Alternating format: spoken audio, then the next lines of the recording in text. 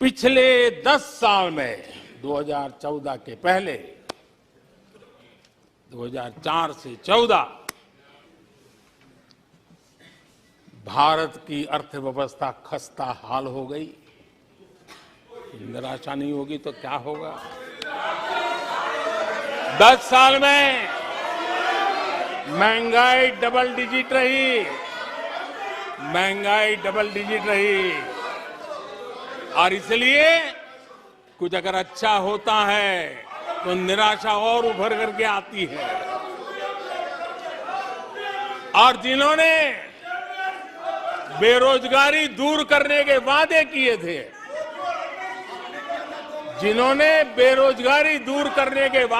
थे,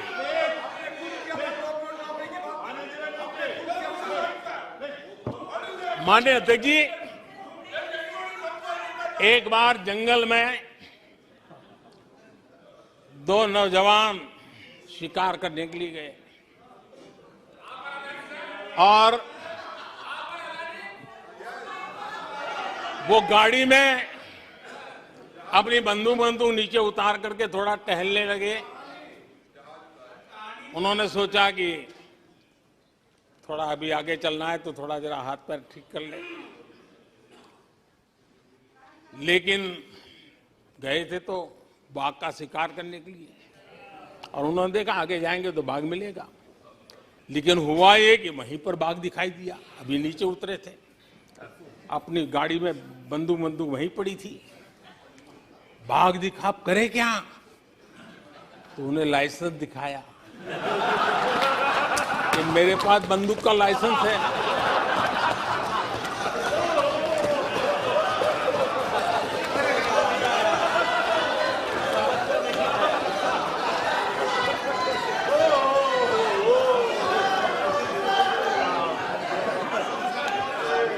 इन्होंने भी बेरोजगारी दूर करने के नाम पर एक कानून दिखाया, वो कानून बना दिया है। अरे देखो, कानून बना दिया है। ये इनके तरीके से पल्ला झाड़ दिया।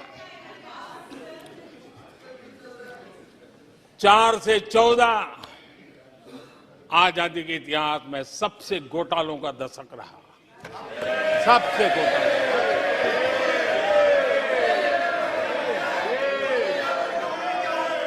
वही 10 साल, यूपीए के वो 10 साल, कश्मीर से कन्याकुमारी,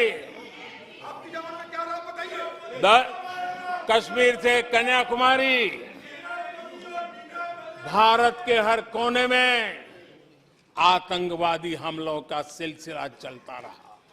10 साल हर नागरिक असुरक्षित था। चारों तरफ यही सूचना रहती थी कि कोई अनजानी चीज को हाथ मत लगाना, अनजानी चीज से दूर रहना, वही खबरें रहती थी। 10 साल में जम्मू कश्मीर से लेकर नॉर्थ ईस्ट तक हिंसा ही हिंसा देश का शिकार हो गया था। उस 10 साल में भारत की आवाज ग्लोबल प्लेटफॉर्म पर इतनी कमजोर थी कि दुनिया सुनने तक तैयार नहीं। आदरणीय अध्यक्ष जी, इनकी निराशा का कारण ये भी है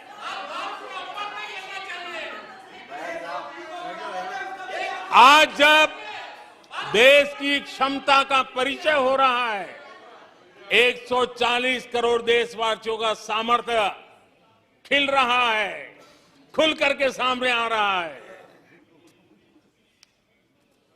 लेकिन देश का सामर्थ्य तो पहले भी था, लेकिन 4 से लेकर 14 तक इन्होंने वो अवसर गंवा दिया। और यूपीए की पहचान बन गई, हर मौके को मुसीबत में पलट दिया,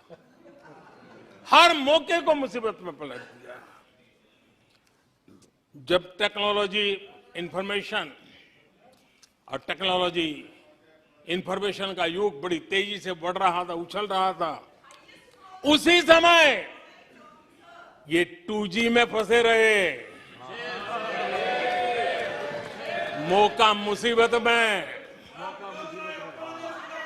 सिविल न्यूक्लियर डील हुआ, जब सिविल न्यूक्लियर डील की चर्चा थी, तब ये कैश फॉर वॉट में फंसे रहे। ये खेल चले। आदरणीय अध्यक्ष जी, 2010 में कॉमनवेल्थ गेम्स हुए। भारत को दुनिया के सामने, भारत की युवा सामर्थ्य को प्रस्तुत करना एक बहुत बड़ा अवसर था, लेकिन फिर मौका मुसीबत में, और CWG घोटाले में पूरा देश दुनिया में बदनाम हो गया। आदरणीय अध्यक्ष जी,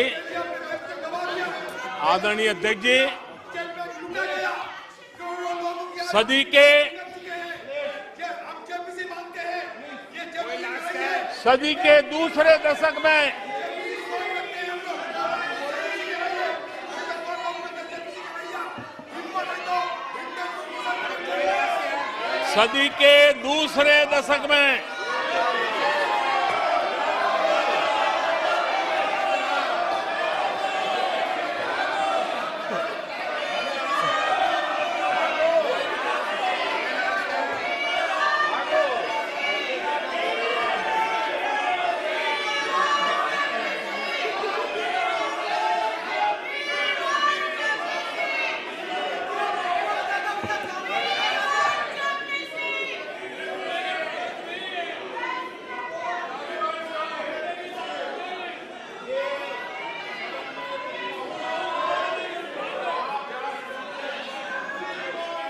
उचित नहीं है, यह संसदीय परंपराओं के अनुरूप नहीं है। आप बिना तथ्यों के बोलते हैं और फिर सुनते नहीं हैं। प्लीज बैठिए। नो, बैठिए। No no no no no. आदरणीय अध्यक्ष जी, ऊर्जा का किसी भी देश के विकास में अपना एक महात्म्य होता है, और जब दुनिया में भारत की ऊर्जा शक्ति के उभार की दिशा में चर्चा की जरूरत थी, इस सदी के दूसरे दशक में हिंदुस्तान की चर्चा ब्लैकआउट के नाते हुई। पूरे विश्व में ब्लैकआउट के वो दिन चर्चा के केंद्र में आ गए। कोयला घोटाला चर्चा में आ गया।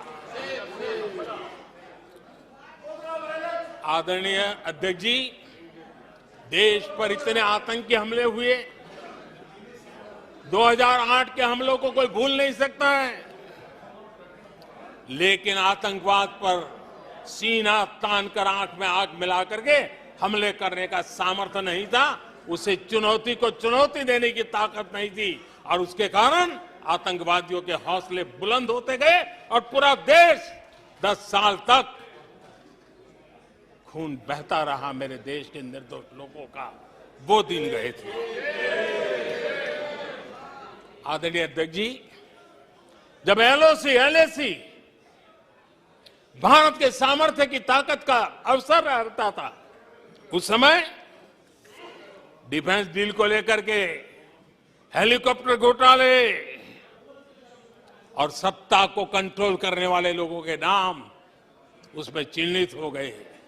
आदरणीय अध्यक्ष जी, जब देश के लिए जरूरत थी और निराशा के मूल में ये चीजें पड़ी हुई है, सब उभर करके आ रहा है।